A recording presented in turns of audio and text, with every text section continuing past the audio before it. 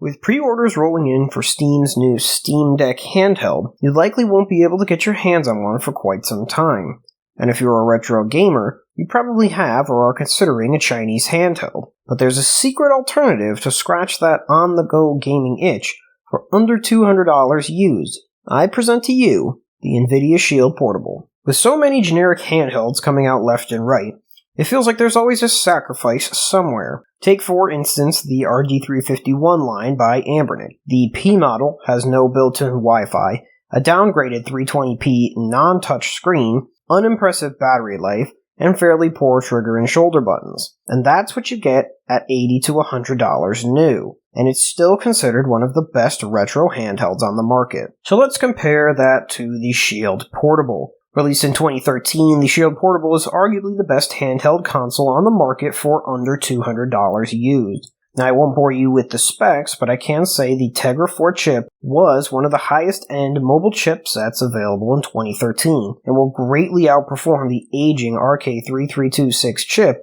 found in so many Chinese handhelds today. We're talking everything up to PS1, N64, and PSP at max FPS respectively. This guy only struggles with the absolute hardest PSP and Android games. It features a 720p multi-touch capacitive screen, microphone, gyroscope, accelerometer, and GPS. It has HDMI output up to 4K to play your games on the big screen, Bluetooth, Wi-Fi, 16 gigs of internal storage, headphone out, dual speakers, and an SD card slot all come stock here, as well as the obvious Xbox 360 shaped built-in controller. It can even stream games directly from your PC, assuming your hardware is up to snuff, and runs Android and Google Play services. RetroArch and RetroArch 64 are both available, so that allows easy emulation up to PSP without any necessary external apps. And everything is powered by a massive 7,350 mAh internal battery with its own cooling fan. Nvidia essentially made a mini PC stuffed into a giant phone, attached to a controller, hooked to a tablet screen. Now there are some drawbacks to keep in mind if you decide to pick one of these beasts up. For starters, it's heavy since it's practically a mini computer. The built-in controller, molded rear grips, and cooling fan make it somewhat tough to physically hold for long periods. It's definitely not pocketable. It's probably a similar footprint to a small square tablet. It charges off of mini USB if that's a con to you. And because it's a clamshell, the controls sit down in the shell. That means there's a lip on both sides of the device where the screen rests.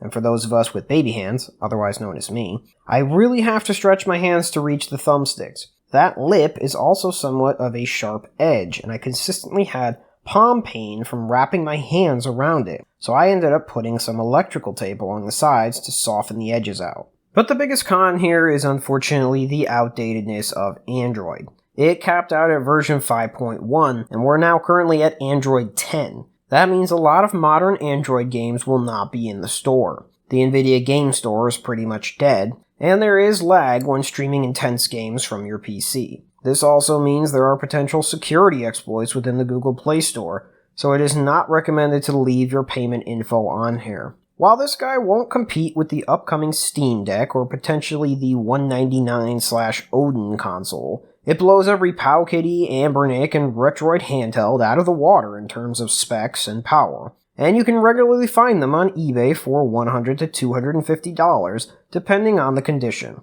If you need something to scratch that mobile gaming itch, or just want a break from the cycle of disappointing Chinese handhelds, maybe the Nvidia Shield Portable is the blast from the past you need. Thanks everyone for watching. If you like this video, make sure to like and subscribe. And if you have recommendations for other videos, feel free to leave them in the comment section below.